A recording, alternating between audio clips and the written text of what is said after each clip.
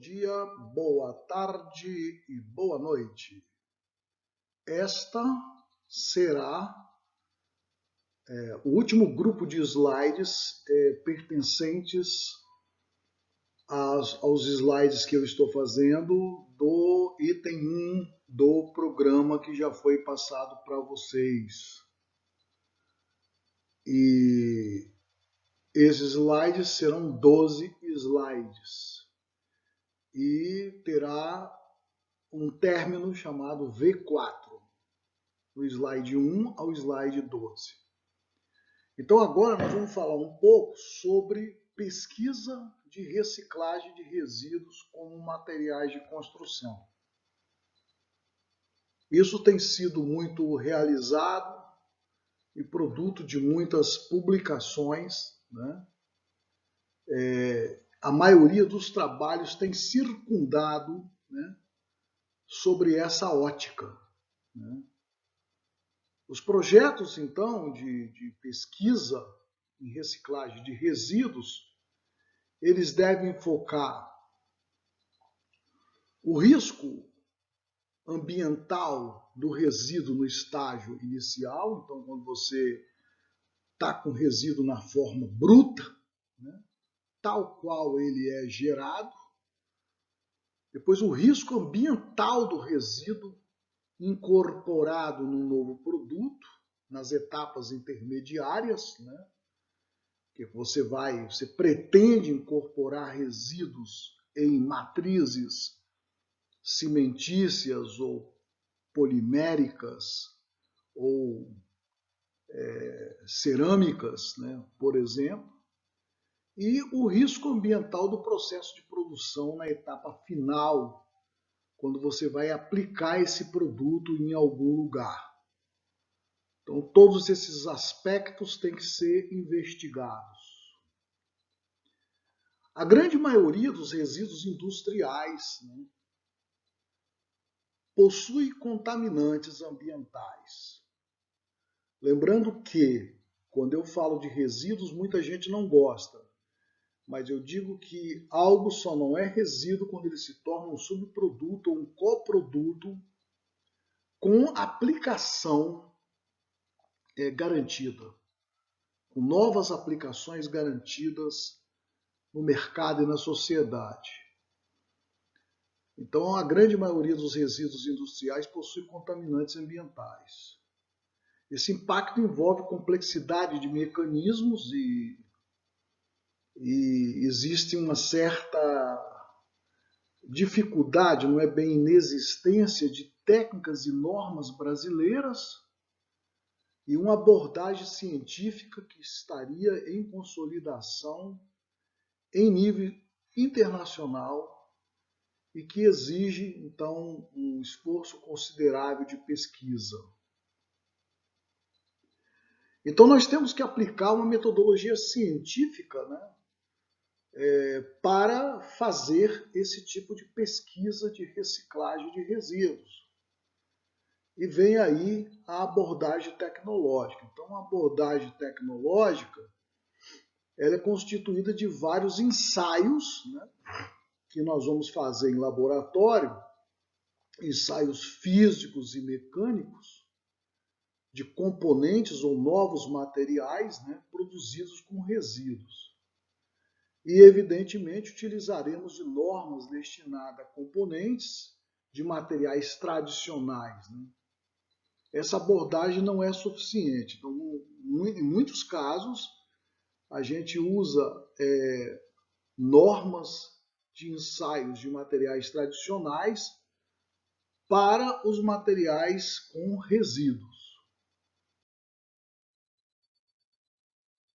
Necessita-se, então, de uma abordagem científica e sistêmica que permita a avaliação da microestrutura e a identificação dos produtos formados, bem como a análise do desempenho em médio prazo em diferentes condições ambientais, o que nós chamamos de durabilidade dos sistemas com resíduos, né?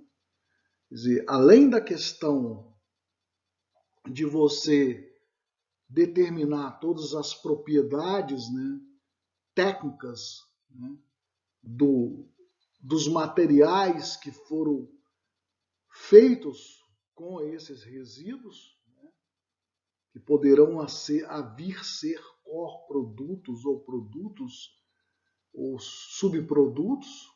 Nós temos que analisar a questão da durabilidade, da vida útil dos sistemas com resíduos. A pergunta é: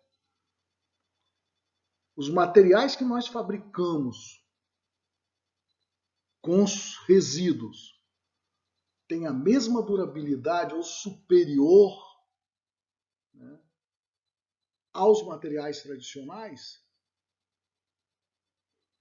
Então, o professor Jean Perrat, do Instituto Nacional de Ciências Aplicadas em Lyon, na França, ele desenvolveu diretrizes gerais para o desenvolvimento de projetos de pesquisa na área de aproveitamento de resíduos como matéria-prima para a construção civil. A pesquisa básica, né, quando você entra, porque a pesquisa você tem pesquisa básica, pesquisa aplicada, desenvolvimento de protótipos e produtos, desenvolvimento experimental. Na pesquisa básica, você verifica as alternativas para reciclagem na construção civil, você faz basicamente uma ampla caracterização, né, dos resíduos e avaliação do seu potencial. Né? Caracterizar significa determinar propriedades físicas, mecânicas, geológicas, térmicas, etc. Análise também do impacto ambiental, imprevisível e imprescindível, usando a série de normas 10.000, né? 10.004, 10.005, 10.006, né? E 14.000, e normas estrangeiras. Né? Então, nós temos aí classificação de resíduos como inertes ou não inertes, né? Classe 1, classe 2, A e B. Né? Claro, você classifica o resíduo. Isso é uma análise de impacto ambiental nesse sentido, de classificar o tipo de resíduo para ver que tratamento você vai dar para ele. Qualquer tipo de resíduo proveniente de qualquer sistema de produção. Voltando à questão de que, né, você tem, naquela divisão que eu já falei anteriormente, resíduos de mineração, resíduos siderúrgicos, resíduos urbanos, resíduos florestais. Você tem uma série de classificação de resíduos que são provenientes de vários setores industriais, resíduos de setores industriais, em que um deles são os resíduos da construção civil, que são conhecidos como RCD. Esse é apenas um resíduo que, para mim, na verdade, é um coproduto e que a sua aplicabilidade, no caso da construção civil, os resíduos da construção civil, não se aplica, e tem vários motivos pelos quais não são aplicados e as causas pelas quais não são aplicadas. O que eu quero dizer é que eu tenho inúmeros trabalhos de pesquisa sobre aplicabilidade de resíduos, sobre caracterização e aplicações, estudos de caso, mas a principal pergunta é: por que, né, então, esses resíduos não estão sendo utilizados ou reutilizados ou seguindo uma política do Plano Nacional de Resíduos, da Lei de Resíduos Sólidos? Várias explicações econômicas, políticas, técnicas. Né? As técnicas, em geral, elas têm sido resolvidas, mas Fica a questão econômica, a questão social, a questão política bastante necessária ainda a ser resolvida, né? Voltando a esse slide, né? Então, vários ensaios terão que ser realizados, né, estudos laboratoriais, em corpos de prova, né, protótipos, ensaios físicos, mecânicos, como eu falei, químicos, mineralógicos, morfológico, estrutural, durabilidade, cloreto, sulfato. Então, a durabilidade é fundamental, porque se eu estou projetando um novo tipo de processo, de produto, eu tenho que ter garantia de durabilidade e de vida útil. Os ensaios mecânicos, variadas ordens, resistência à compressão, resistência à tração na flexão, resistência à tração por compressão diametral, depende da utilização que eu quero dar ao produto. Todas as análises químicas e mineralógicas para saber os compostos químicos e minerais que fazem parte desse resíduo, inclusive metais pesados em termos de contaminação sanitária e ambiental, e também para saber quais as vantagens em termos de compostos químicos e mineralógicos que esse resíduo tem para melhorar propriedades de materiais. Morfológico estrutural em termos de tamanho, né, diâmetro médio, em geral de finos, e geralmente dado em micrômetros, né, para os finos, isso é feito por microscopia de varredura, os ensaios mineralógicos feitos por difração de raio-x e os ensaios de durabilidade, como eu disse, cloretos, penetração de cloretos para áreas marítimas, para utilizar materiais em áreas marítimas, sulfatos devido a possivelmente deteriorar concreto, agressividade da água do mar, gases do tipo CO2, carbonatação, câmara de carbonatação, ensaios de molhagem e secagem, ensaios de ciclos de temperatura. Então você pode fazer uma exploração grande, inclusive propriedades térmicas também, né?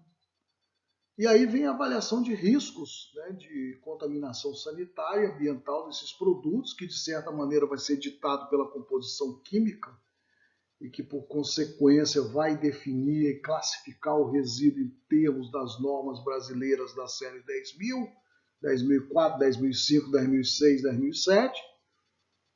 E, evidentemente, o estudo de desempenho de médio prazo em diferentes condições ambientais. Quer dizer, você vai pegar produtos que você desenvolveu, concreto, meio-fio, revestimentos, argamassas, e você vai analisar a durabilidade. Agora, isso é válido em diferentes condições ambientais. Isso é válido, eu estou falando aqui para uma aplicabilidade para a indústria da construção civil, mas isso é válido para qualquer sistema de produção em que eu queira reciclar o produto, né, para ver a que ponto a reciclagem desse produto vai levar a um novo produto a ser inserido no mercado com relação à qualidade. Por exemplo, pode pegar o vidro, por exemplo, posso utilizar vidro em concreto, né? Mas pegar o vidro e reciclar o vidro, reciclar vidros de garrafa marrom, verde, azul, e verificar se os novos recipientes têm as melhores, iguais propriedades ou melhores do que os recipientes feitos pela primeira vez, assim como no caso do plástico e muitos outros, por exemplo, uma biomassa que é gerada dentro de um sistema de produção que pode também servir de nutriente, servir para agricultura, servir para gerar energia, etc. A reciclagem não é só incorporar produtos em uma massa.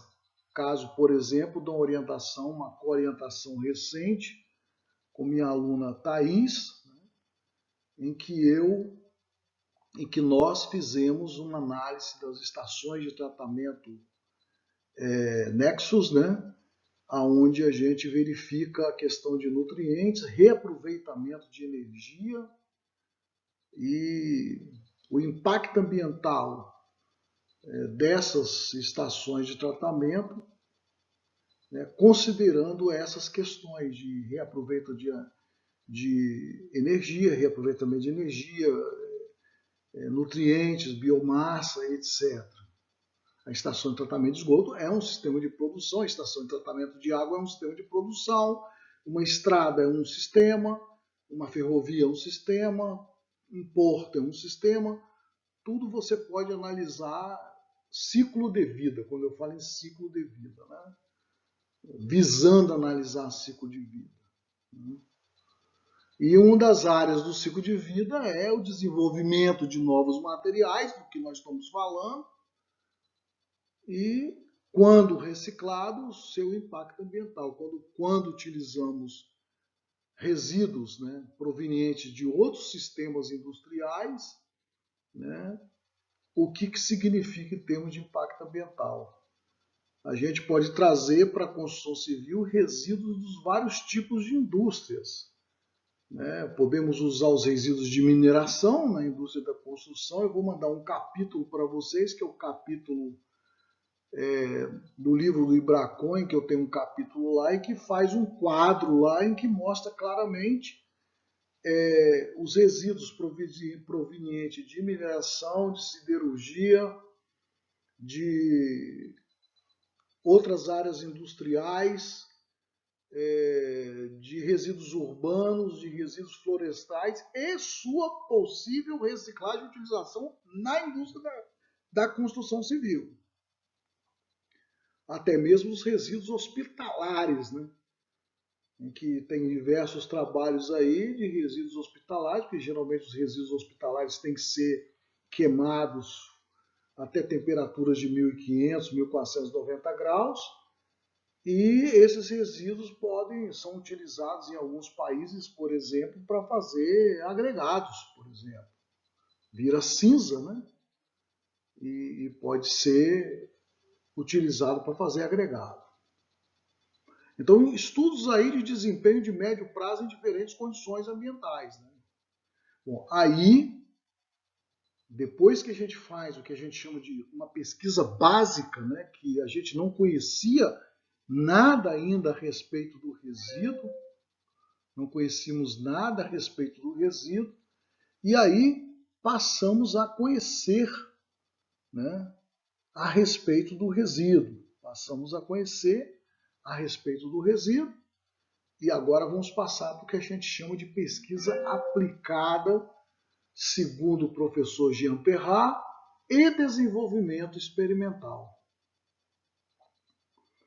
Então, nesse subsistema, então, seriam agrupadas as pesquisas que já tenham sido avaliadas do ponto de vista laboratorial, comprovado do desempenho do comportamento do produto, e essa parte deve visar a viabilidade econômica do processo e o produto ou tecnologia que foi desenvolvida.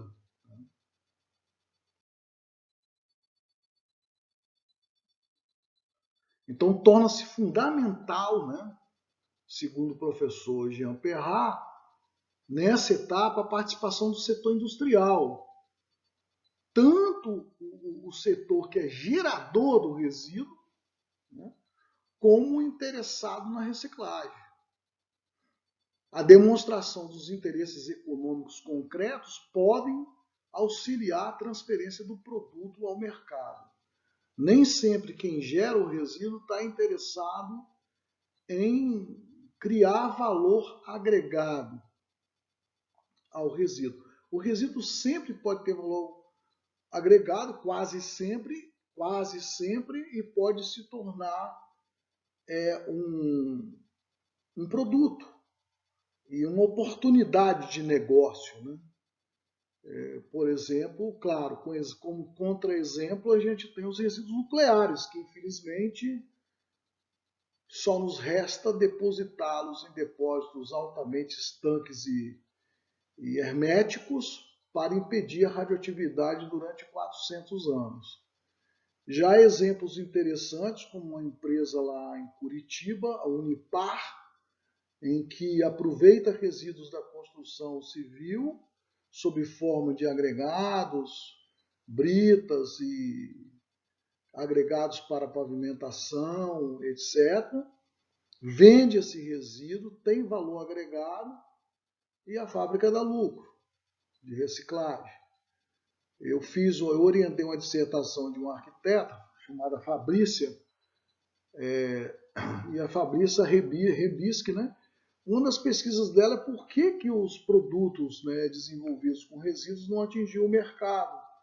E ela, uma das coisas que ela fez foi visitar várias centrais de beneficiamento de resíduos em nível nacional, São Paulo, Curitiba, etc. e tal.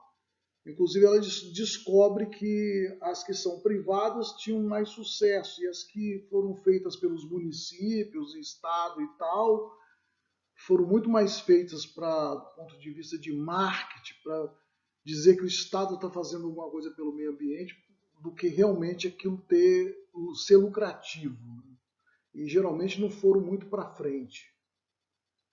Então é fundamental nessa etapa de participação do setor industrial, tanto o gerador do resíduo deve participar nessa fase de pesquisa aplicada, como o interessado na reciclagem, né? E as universidades, evidentemente. E a demonstração dos interesses econômicos concretos vão poder auxiliar a transferência do produto ao mercado. Aí vem a fase do aperfeiçoamento do produto e desenvolvimento do processo, né? Então, o aperfeiçoar aí já tá saindo da engenharia e já está chegando na engenharia de produção, na engenharia do produto, né? Já saiu da pesquisa e está entrando na engenharia do produto. Aperfeiçoamento do produto desenvolvido em escala laboratorial, desenvolvimento do processo industrial, desenvolvimento e adaptação das normas técnicas para o produto. Quer dizer, um dos grandes impeditivos que esses produtos não vão para frente é a falta de normativa, a falta de norma, porque o empresário que quer usar o produto, ele quer garantia de norma, porque a norma tem força de lei. Então, se ele entra numa licitação, usa esse tipo de produto e dá algum problema, na hora de responder à justiça, o juiz lá vai pedir a norma. Eu não segui a norma. Então, geralmente, uma das respostas dele é dizer que, como não tem norma, ele não usa. E adaptação, normas técnicas para o produto, desenvolvimento de mecanismos adequados para controle e gestão de qualidade do processo. Então, nós estamos passando aí da fase de pesquisa, né, para a fase de desenvolvimento de produto, de engenharia de produção, de produção em escala daquilo, que não é a missão da universidade. Tem muita gente que confunde, muita empresa que confunde que a universidade tem que estar envolvida nessa escala aí. Quando entra na engenharia de produção em escala, já é outra coisa. É claro que os alunos da engenharia de produção, por exemplo, podem entrar junto com as empresas e criar um projeto para adaptar, para desenvolver mecanismos para gestão de qualidade, mas já é um outro tipo de projeto. Não seria nem bem um projeto de pesquisa, na verdade. Já é um projeto de engenharia de produção.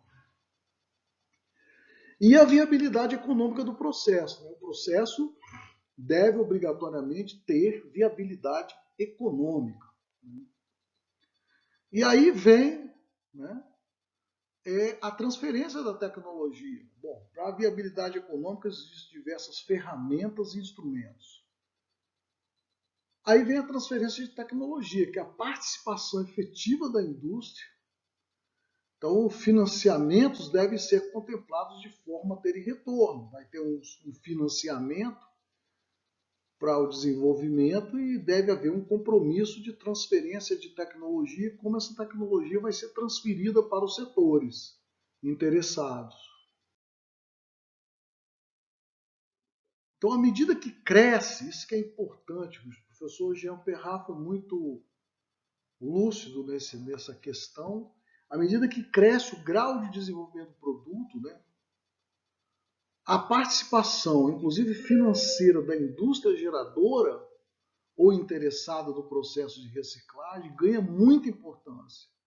E a forma de financiamento com recursos públicos a fundo perdido, nesse caso, deve ser limitada a equipamento ou até mesmo nula. Quer dizer, ficar esperando, porque muitas indústrias ficam esperando do governo, tá? Falam muito em iniciativa privada, geralmente gostam de falar em iniciativa privada à noite, em festas, em banquetes e tal. E de manhã vão pedir dinheiro ao governo. Então, não. Segundo o professor Jean Perrat, né, o financiamento público nessa fase é praticamente zero, né, que é a fase que o grau de desenvolvimento do produto cresceu muito e à medida que ela é uma pesquisa básica, né, ou aplicada inicialmente, ela deve receber financiamento, pode receber financiamento do governo, uma parte do governo e uma parte da indústria. A partir daí, não. Essa etapa é crítica para o sucesso de todo o processo e a transferência de tecnologia deverá ser planejada desde o início do processo, né? Caso a empresa encarregada do beneficiamento do resíduo já esteja incorporada ao processo de desenvolvimento, a tarefa fica muito mais fácil. Quer dizer, se a empresa está participando desde a pesquisa básica, esse processo fica muito mais fácil. E a realização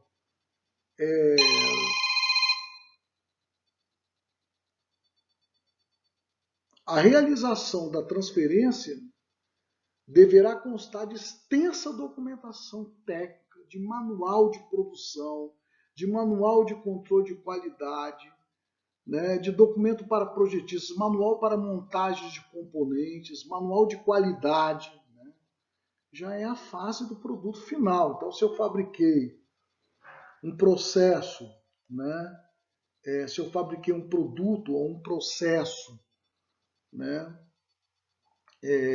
eu devo então ter um manual de usuário, devo ter um manual de produção, devo ter um manual de qualidade. Esse produto vai ser comercializado.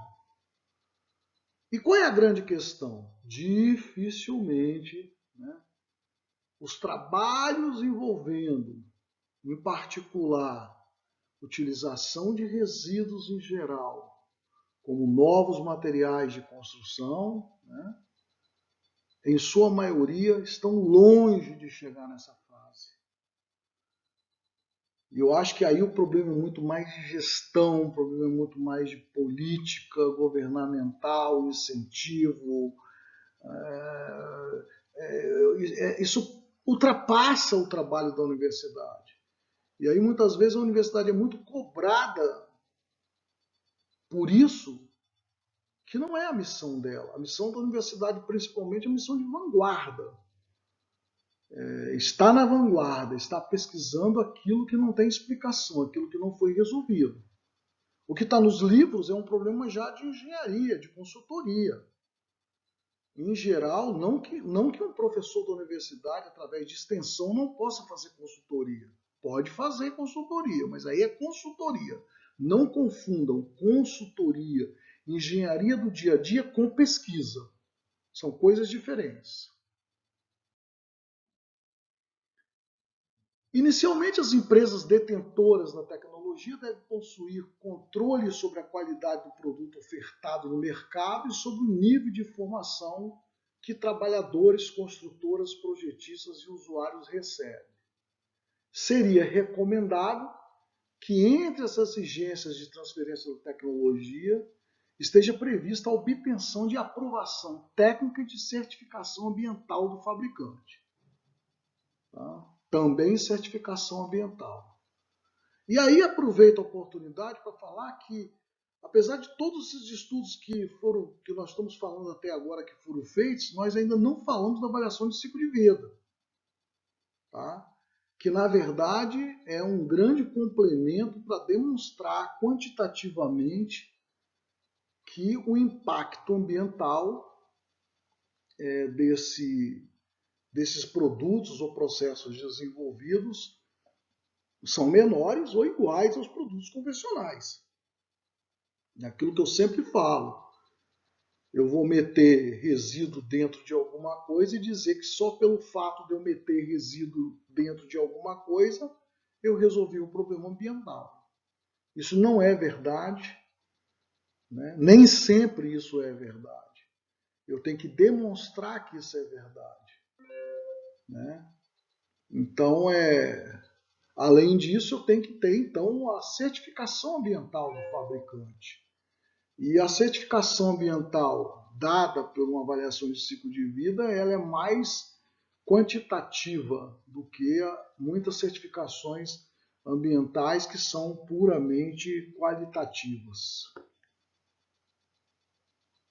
A reciclagem de resíduos industriais, então, com materiais, é uma grande opção de proteção ambiental, mas nós devemos, então, estudar mais sobre esse assunto, além de todas essas questões de propriedades técnicas, né, durabilidade, classificação ambiental. Nós temos que ir mais longe do que isso, e esse é o objetivo dessa disciplina.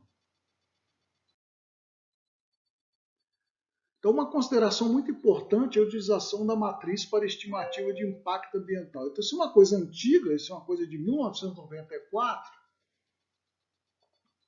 em que esse organismo europeu faz essa matriz, aonde você tem um produto e você tem nas colunas pré-produção, etapa de produção, distribuição, construção, uso, manutenção, demolição e deposição final. E você tem nas linhas os resíduos, a poluição do solo, da água, contaminação da água, do ar, geração de ruído, consumo de energia, consumo de recursos naturais, efeitos em ecossistemas. Então, na verdade, a ideia é que para que um produto ou um processo fosse lançado no mercado, segundo o European Community Bright EURAM Program, eu teria que satisfazer o cruzamento dessas linhas com essas colunas, tanto na fase de, por exemplo, estou na poluição, contaminação da água. Tem que explorar a fase de pré-produção, etapas de produção, distribuição, construção, uso, manutenção, demolição e deposição. Inclusive, a possível volta depois da demolição ou da final da vida útil ao processo outra vez. Então, isso já se pensa. Então, de certa maneira, a avaliação de ciclo de vida vem a dar vida, a concretizar um pouco essa matriz aí, que ainda era meio teórica em 1994.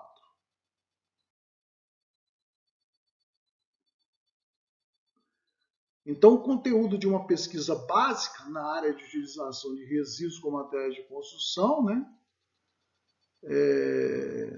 O que envolveria, então, saindo agora das ideias do professor Jean Perrat, uma leitura e análise da literatura, revisão bibliográfica, estado da arte do que está acontecendo no mundo e no Brasil, a respeito do objeto de estudo. Aliás, qualquer pesquisa deve contemplar isso. Revisão da literatura nacional e estrangeira, estado da arte, ou state of the art, ou estado del conhecimento em espanhol. Um estudo e análise dos processos de produção geradores, eu tenho que conhecer bem os processos dentro da indústria que geram, da indústria, do serviço que gera o resíduo, né? Porque o McDonald's também gera resíduo. Então, também é um sistema a ser estudado. Um restaurante, um hospital. Estudo dos impactos ambientais causados pelo resíduo durante as várias etapas do processo, em solo, água e ar.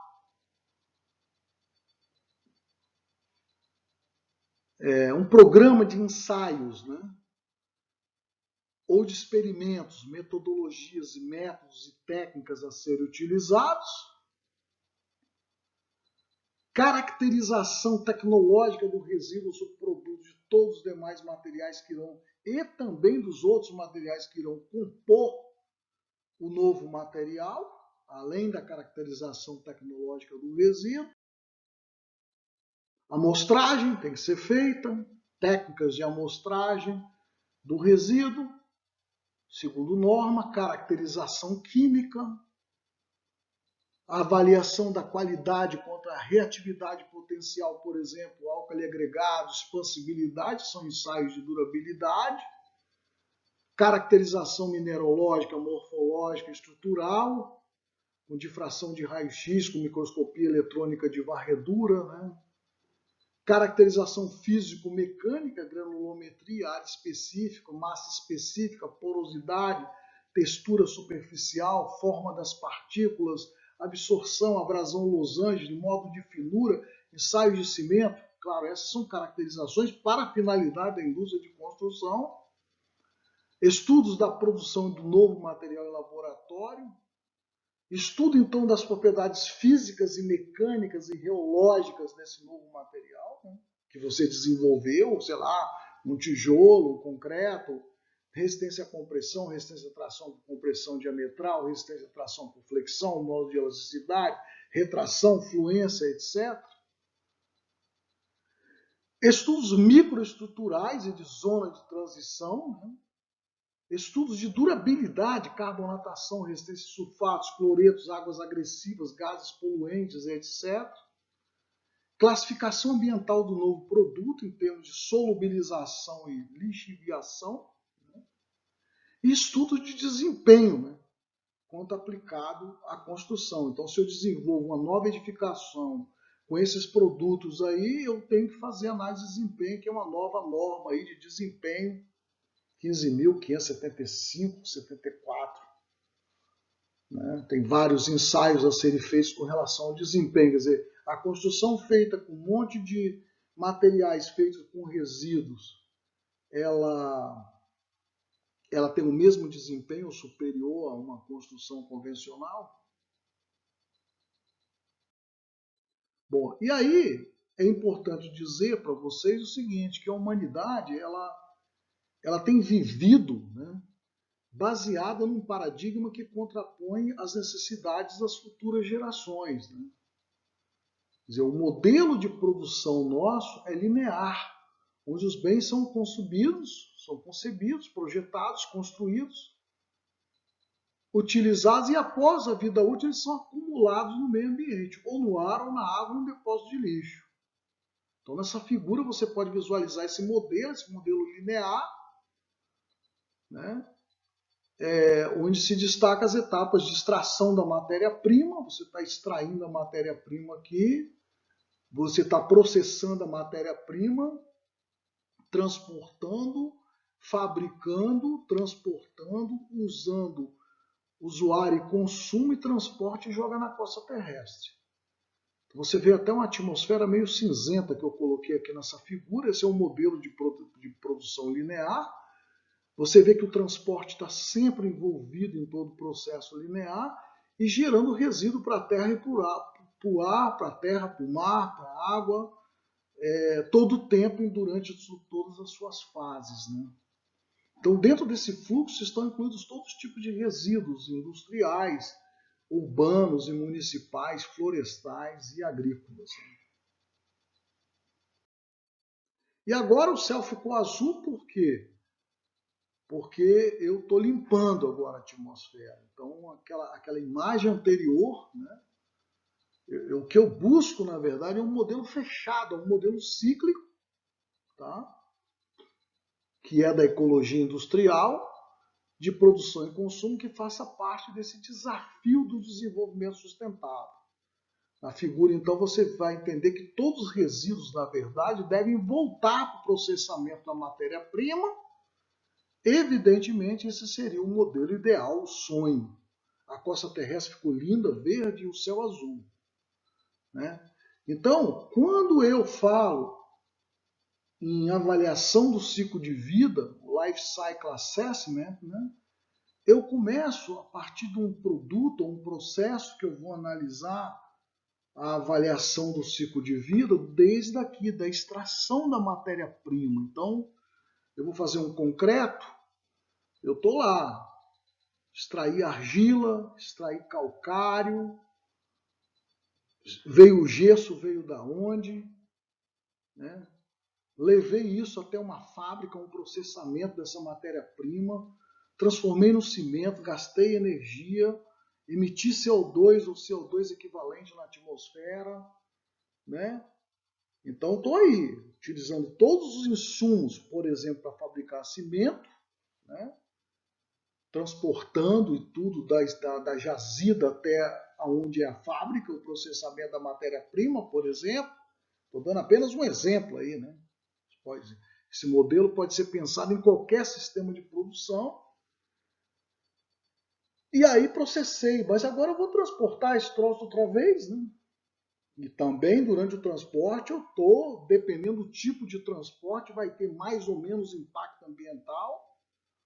Vamos dar o exemplo aí da ArcelorMittal transportando as chapas metálicas deles, laminada quente, por barcaça, ao invés de transportar por ferrovia, por rodovia, porque o impacto ambiental seguramente é menor. Então, o transporte, emitindo CO2, gastando combustível, etc. e tal. Fabricação, vou fabricar agora, sei lá, um canteiro de obra, vou utilizar cimento.